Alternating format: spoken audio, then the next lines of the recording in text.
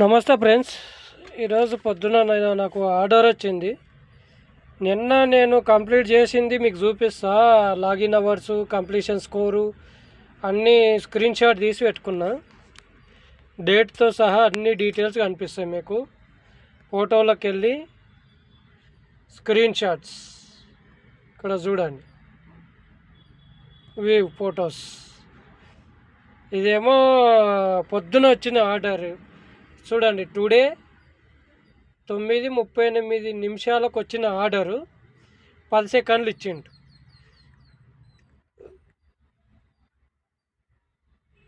తర్వాత నిన్నది 10 సెకండ్స్ది complete orders. ఇక మూవర్లో వచ్చింది చూడండి ఆర్డరు. ఎట్లా వస్తుందో. పికప్ 8 కిలోమీటర్, డ్రాప్ 18 కిలోమీటర్ పోయింది. అది చూడండి. ఇది ఎస్టర్డే టైం చూడండి. 8:18 తీసిన స్క్రీన్ షాట్. నిన్నటి అమౌంట్, నిన్న లాగిన్ అవర్స్, కంప్లీషన్ స్కోర్. ఈ కంప్లీషన్ స్కోరు ఎట్లా పడేస్తున్నాడంటే, ఆర్డర్ వచ్చింది ఇప్పుడే ఒకటి చూడండి, 10 సెకండ్స్ ఉంటుంది. ఇది కూడా అప్పుడే ఆర్డర్ వచ్చింది, అప్పుడే క్యాన్సిల్ చేసాను చూడండి. మన కంప్లీషన్ స్కోర్ కూడా ఏముందో తెలియదు. ఇప్పుడే ఇంతకుముందు ఆర్డర్ వచ్చింది, క్యాన్సిల్ చేసిండు. ఇక పికప్ పాయింట్ చూడండి, కిలోమీటర్ 800 మీటర్లు ఉంది, 5 నిమిషాలు journey. Order cancel. The order has been cancel. ఎందుకు క్యాన్సిల్ చేసిండో చూద్దాం. నోటిఫికేషన్లోకి వెళ్ళి you're sorry your order was cancel, there is no good will అంట. బుక్ చేసిండు, క్యాన్సిల్ చేసిండు. దానివల్ల నష్టం ఎవరికి ఉంటుందో చూడండి. మళ్ళీ మనకి ఇప్పుడే ఇంతకుముందు ఆర్డర్ వచ్చింది, అది క్యాన్సిల్ అయిపోయింది. ఆ పెద్ద ఆర్డర్ కూడా కాదు, చిన్న ఆర్డర్. మరి క్యాన్సిల్ చేసినందుకు మనకి బెనిఫిట్ ఏముంటుంది? నష్టమే. కంప్లీషన్ స్కోర్ పడిపోతుంది తెలుసా. కస్టమర్ రీజన్ ఉన్నా ఏమున్నా కంప్లీషన్ స్కోర్ పడిపోతుంది. నేను చార్ట్లోకి వెళ్తా.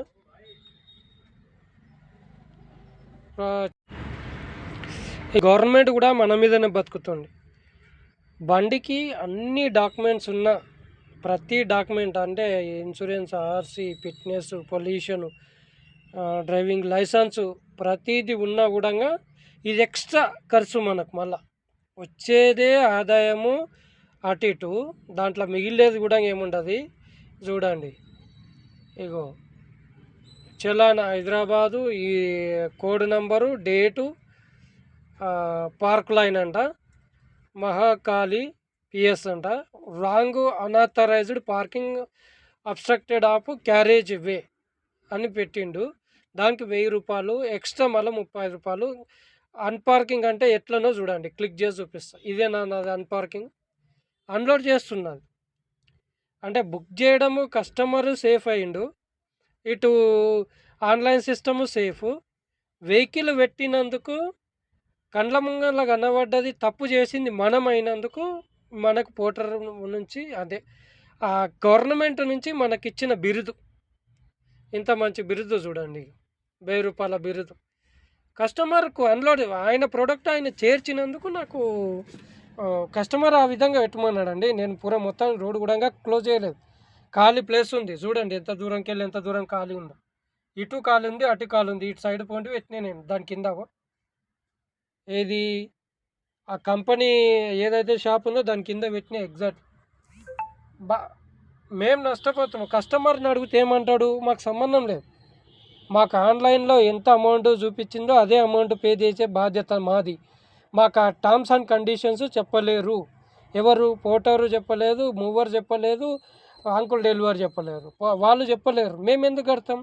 నీ వెహికల్ అంటే కస్టమర్కు బాధ్యత లేదు, ఆన్లైన్ సిస్టమ్స్ కూడా బాధ్యత లేదు, పోలీసులకు కూడా బాధ్యత లేదు.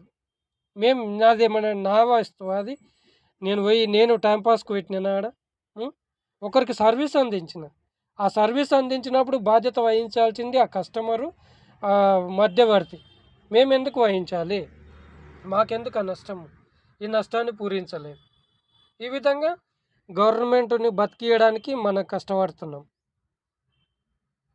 మళ్ళీ మీదికెళ్ళి కస్టమర్కు ఓవర్లోడ్ ఉంటే కూడా తీసుకెళ్తున్నాము. అది ఎట్లనో ఇప్పుడు మీకు చూపిస్తా. ఇక చూడండి, ఇది ఓవర్లోడ్. ఇది ఎక్స్ట్రా క్యాబిన్ తీసుకెళ్తే కూడా కస్టమర్ సేఫ్, పడేది చలానా మనకు. వచ్చే ఆదాయం ఏమన్నా కానీ ఇటు ఇక 100 రూపాయలు పడ్డది దానికి. Extra projection on top up అని పెట్టిండు. ఇది ఆన్లైన్లో తీసుకెళ్ళకపోతేనేమో సస్పెండ్ చేస్తాడు, మిస్బిహేవియర్ అంటాడు, కంప్లీషన్ స్కోర్ పడేస్తాడు. తీరా కంప్లీట్ చేస్తే పోలీస్ చలానా పడుతుంది. ఈ విధంగా ఇంకా చూడండి ఎక్స్ట్రా. ఇదే కదా ఇక ఇక్కడ ఉంది చూసిండ్రు. అది ఎక్స్ట్రా డేట్ కూడా చూడండి. Date 24 June 25, time 5:30. ఏరియా కూడా డీటెయిల్స్ అన్నీ క్లియర్గా కనబడ్డది. మరి 100 రూపాయలు మనకు వచ్చే ఆదాయం ఏముంది దాంట్లో? ఇటు ఫర్ సపోజు క్యాల్కులేట్ చేద్దాం. 1000 రూపాయలు కిరాయి ఉంది అనుకోండి, ఇంటూ 12% పోటర్ తీయండి, డివైడెడ్ బై 100 అంటే 120. 1000 రూపాయలు మైనస్ 120 మైనస్ 100 రూపాయలు, 780 రూపాయలు మనకు కరెక్ట్గా కిలోమీటర్కు ఎట్లా కట్టిస్తున్నాడు. పోటర్ అయినా ఎట్లా కట్టిస్తున్నాడు, కస్టమర్ అయినా ఎట్లా కట్టిస్తున్నాడు. మా గవర్నమెంట్ మాకు ఎందుకు న్యాయం చేస్తలేదు అంటే మనము అంటే నిజాయితీగా బతకొద్దు అని గవర్నమెంట్ చెప్తుందా మరి ఇండైరెక్ట్గా? నాకు అర్థమవుతలేదు. నిజాయితీగా బతికితే మరి అన్యాయం ఎందుకు చేయడము? 780 రూపాయలు, ఆ 1000 రూపాయలకు ఎంత దూరం ఇస్తున్నాడు, ఆ కిలో డీజిల్ ఎంత తాగుతుంది, ఇంజన్కు ఎంత ఖర్చు పెట్టాలి, డ్రైవర్కి ఎంత శాలరీ తీయాలి, ప్రతిదీ క్యాలిక్యులేట్ చేయాలి కదా. పోటర్ క్యాలిక్యులేట్ చేస్తేనే మనకు మిగులుతుంది. మరి 10 లక్షల బండి పెట్టుబడి పెట్టి ఆదాయం మిగలకపోతే లాభం ఏంటి? మాకు ఆ సంస్థ సపోర్ట్ చేయడంలో అర్థం ఏంటి?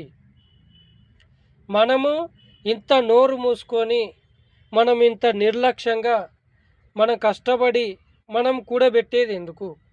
నువ్వు కష్టపడుతున్నావు, ఈరోజు పొద్దున లేచి రోడ్ ఎక్కినావంటే ఇటు పోటర్ సంస్థని, ఆన్లైన్ సిస్టమ్ సంస్థని బతికిస్తున్నావు, అటు కస్టమరు బెనిఫిట్ పొందుతున్నాడు.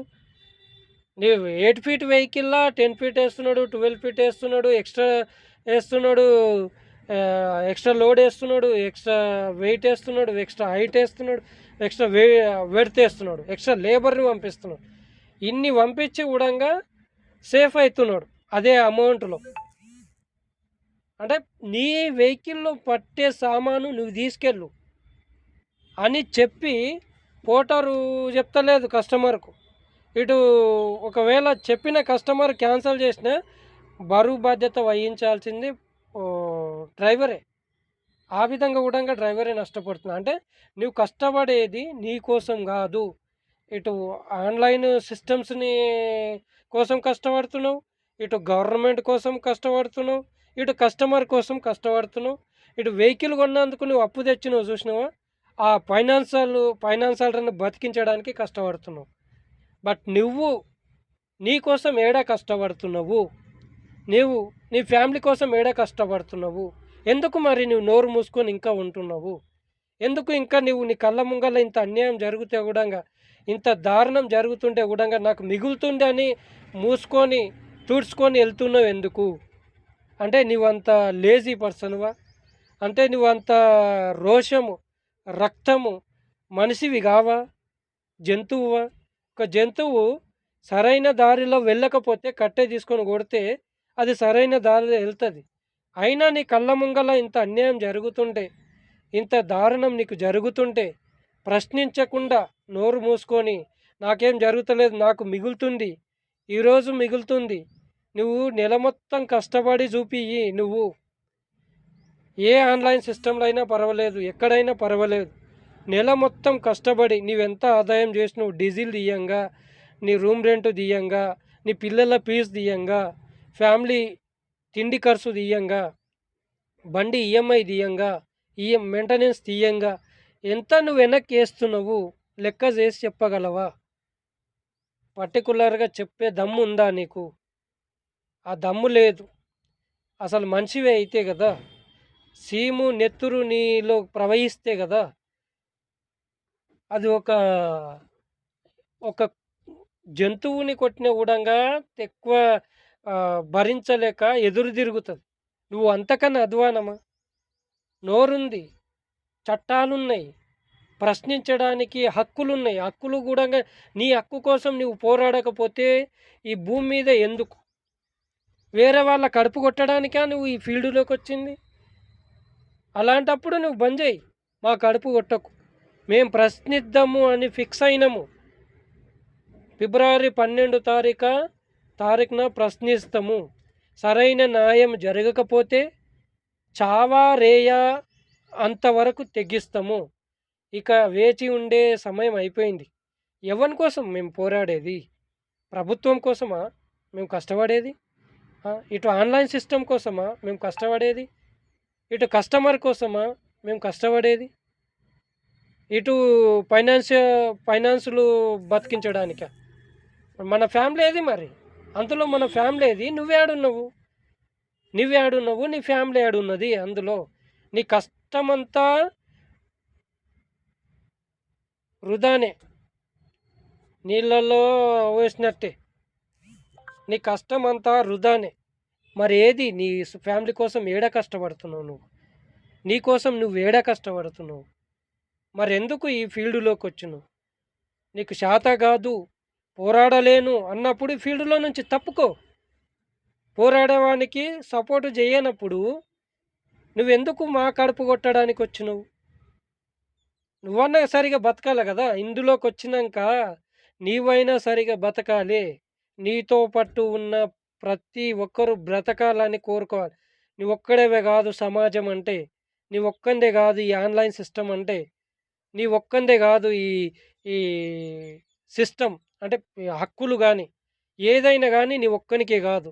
నాకెందుకు అని అనుకున్నప్పుడు నువ్వు తప్పుకో. ఈ భూమి నుంచి కుదిరితే ఈ భూమి మీదకెళ్ళి తప్పుకో. జీవించడమే మానుకో. ప్రతి ఫీల్డు నేను ఒక్క డ్రైవర్ ఫీల్డే అని చెప్తలేదు. ఏ సంస్థ అయినా, ఏ వ్యవస్థ అయినా వానికి అన్యాయం జరుగుతున్నది అన్నప్పుడు ప్రశ్నించే హక్కు ఆ ఫీల్డ్‌లో ఉన్నవాడికి ప్రతి ఒక్కనికి ఉంటది. దేశానికి అన్యాయం జరుగుతున్నదన్నప్పుడు ప్రతి ఒక్కడు ఆ దేశంలో ఉన్న ప్రతి ఒక్కడు హక్కు ఉంటది. నువ్వు హక్కును నువ్వు తెలుసుకోలేనప్పుడు ఎందుకు బ్రతికుండడం? ఇంకెవ్వని కోసం నువ్వు బ్రతికుండడం? ఎవని కోసం నువ్వు వేరొని కడుపు కొట్టడం? అని నేను ప్రశ్నిస్తున్నా. ఈ ప్రశ్నించడానికి గూడంగా ధర్నా చేస్తున్నాం. ఫిబ్రవరి 12 తారీఖు మా ధర్నా చేయాలని ఫిక్స్ అయినాం. ఆ ధర్నాలో మాకు సరైన న్యాయం జరగకపోతే డూ ఆర్ డై అంటే చావా రేయా అంతవరకు తెగిస్తాం. ఎట్లయినా చస్తాం. నువ్వు చావొచ్చినా చస్తావు, సావు రాకున్నా చస్తావు. శాశ్వతమా నీ జీవితం? నిజాయితీగా చెప్పు. నీ గుండె పైన చెయ్యేసుకొని నువ్వు నిజాయితీగా చెప్పు. నువ్వు భూమి ఉన్నంత వరకు బ్రతికుంటానని నాకు గ్యారంటీ ఇవ్వగలవా? చెప్పు మరి. అలాంటప్పుడు ఎందుకు నువ్వు సస్తూ బతకడం కన్నా ప్రశ్నించి ఎదురీడి న్యాయం కోసం పోరాడడమే నీ చావుకు అర్థం ఉంటుంది. లేదా అన్యాయమనే చేద్దాం. పోనీ ప్రభుత్వాలు న్యాయం చేయలేవు, మనకు ఈ విధంగా వెళ్ళినందుకు కూడా న్యాయం జరగలేదు అని మనము కోర్టుకెక్కుదాము. ఇటు పోలీసోళ్ళని ఆశ్రయించుదాము. ఈ విధంగా ప్రతి చట్టం పరంగా మనం వెళ్ళిన తర్వాత తీరా మనదే తప్పు అన్నప్పుడు అప్పుడు అన్యాయానికి అందరం కలిసి అన్యాయానికి దిగుదాం. మనము ఒక గ్రూప్ తయారైదామండి. ఎవరెవరు సపోర్ట్ ఇస్తామంటారో వాళ్ళందరం కలిసి ఒక గ్రూప్ తయారైదామండి. మన సిస్టమ్ సపరేట్ చేసుకుందాం. మన హక్కులు సపరేట్ చేసుకుందామండి. మనం ఎట్లా బతకాలని ప్రభుత్వం నిర్ణయించిందో ఆ విధంగానే బతుకుతాం. దోచుకో అని ప్రభుత్వం చెప్పింది కదా! మనకిప్పుడు మనం చేసేది తప్పుడు పని అని ఇది అన్నారు. మరి తప్పుడు పని చేసి నిజాయితీగా బతుకుదాం. ప్రభుత్వము నిర్ణయించిన పనులే చేద్దాం మనము. ఆ విధంగా చేసి బతుకుదాం మరి. దోచుకుందాం ప్రతి ఒక్కరిని. మనం వేల కుటుంబాలని, లక్షల కుటుంబాలని ఆన్‌లైన్ సిస్టము ఏ విధంగా దోచుకుంటుందో అదే విధంగా ఈ లక్షల మందిని కలిసి అందరం లక్షల మంది మన దోచుకున్న బాధితులం అందరం కలిసి సావారేయా అని నిర్ణయించుకొని పర్టికులర్ ఒక చట్టాన్ని పర్టికులర్గా ఒక సిస్టమ్ని ఏర్పరచుకొని డూ ఆర్ డై సిస్టమ్ ప్రారంభిద్దామండి. ఏ ఒక్క నాయకుడు గాడు మనకు, ఏ ఒక్క సిస్టమ్ మనకు తోడు లేదు అని ఏ ఒక్క చట్టాలు, ఏ ఒక్క లాయరు, ఏ ఒక్క కోర్టు మనకు న్యాయం జరపదు అని సిస్టమ్ తెలిపిందో మన న్యాయం కోసం మన ప్రాణాలైనా తెగిద్దామండి. నీ ప్రాణానికి అర్థం ఏంటో తెలుసుకొని పోరాడదామండి. చూడండి, కొంతమంది కొన్ని జీవితాలు చెప్తున్నాయంట. అంటే నువ్వు సచ్చే రోజు ఆలి అమ్మ నీ సంపాదన, నువ్వు సంపాదించిన లగ్జరీ లైఫ్ ఏది తోడరాదని చెప్పిండు. పెద్దలైన చెప్పిండ్రు జీవిత సత్యం. మరి ఎందుకు అడ్డగోలుగా దత్తం? ఉన్నన్ని రోజులు దర్జాగా బతుకుతాం. ఈ వేరేని ఎందుకు బతికిద్దాం? మనము న్యాయంగా పోరాడినప్పుడు, మనకు న్యాయం జరగనప్పుడు మనం దర్జాగా బతకాలంటే అది అన్యాయానికైనా తెగిద్దామండి. మరి దానికి మీ సపోర్ట్ ఇస్తారా ఇయ్యరా మీ నిర్ణయం. అది నేనేం బలవంతం చేస్తలేదు. ఆన్లైన్ సిస్టమ్ బలవంతం చేస్తుంది.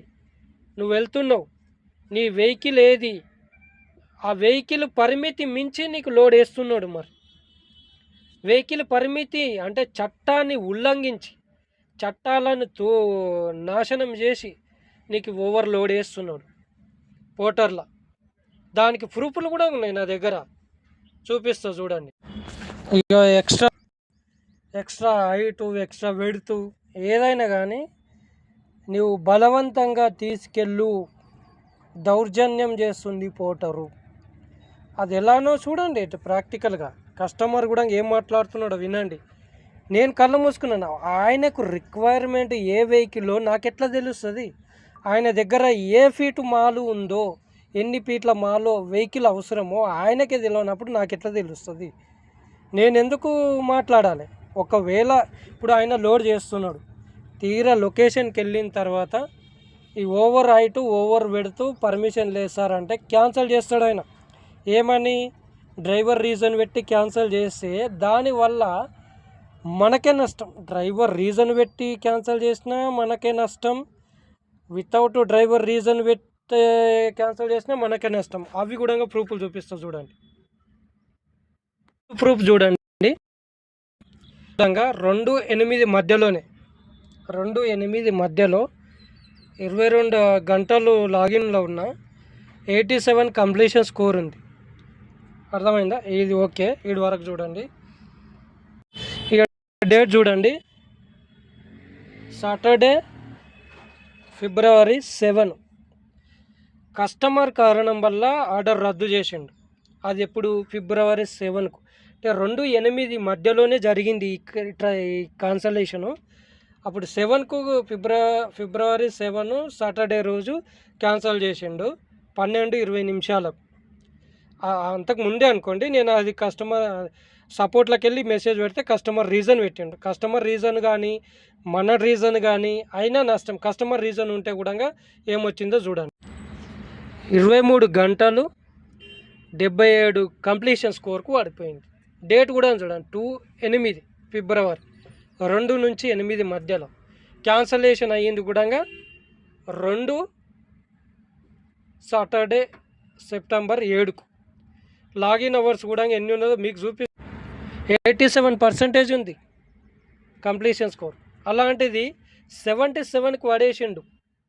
అంటే కస్టమరు 87% క్యాన్సిల్ చేసినందుకు, కస్టమర్ కారణం క్యాన్సిల్ అయినందుకు డేట్ కూడా చూడండి 77%. అంటే 10% పడేసిండు మనకు. 22 గంటలు లాగిన్, 23 గంటలు, గంట లోపలనే 10% ఒకటే ఆర్డర్. మళ్ళీ అది కస్టమర్ రీజన్. దీనివల్ల 10 సెకండ్స్ లేటు. ఇప్పుడు ఈ కంప్లీషన్ స్కోర్ 60% కన్నా తక్కువ ఉంటే, లాగిన్ అవర్స్ 30 అవర్స్ కన్నా తక్కువ ఉంటే కూడా మన కంప్లీషన్ స్కోర్ వాడేస్తాడు. ఇది ఒక ప్రూఫ్. ఇది బలవంతం చేయడము, బెదిరించడము, ఫోర్స్ చేయడము, మెంటల్ టార్చర్ చేయడం అని ఇది ప్రూఫ్.